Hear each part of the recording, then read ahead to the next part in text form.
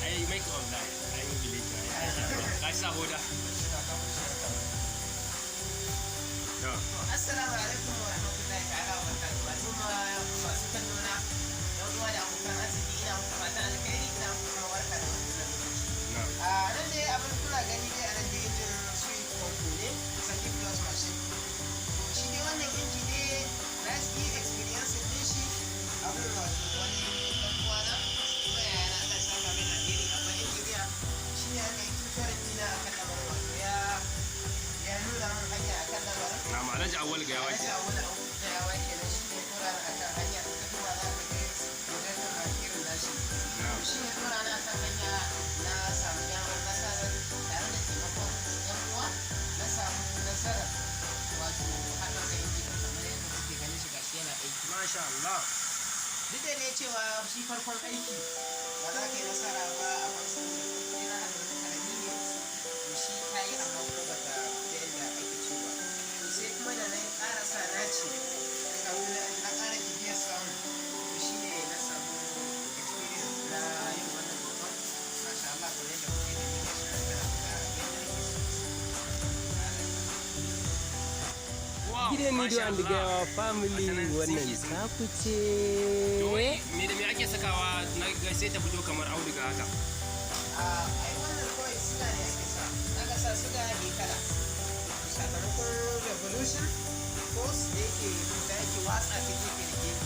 Sai kuma tana wato ta haka tana zama kamar auduga suga ne. Aka narka shi sai a fesa shi gefe iska. Sai ka ga ya bada wannan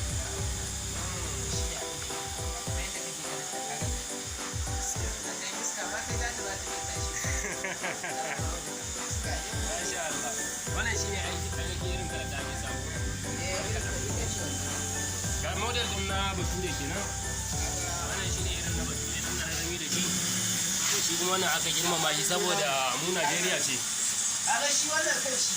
A wannan kan dan karami ne yanzu wannan sai ka yanzu wannan in kamar zai ma kwano biyu a wuni misali. Wannan zai iya ma kwano biyar. Tunda an yi mai babban kai. Tunda kaga babban kai ne ko da girman kai.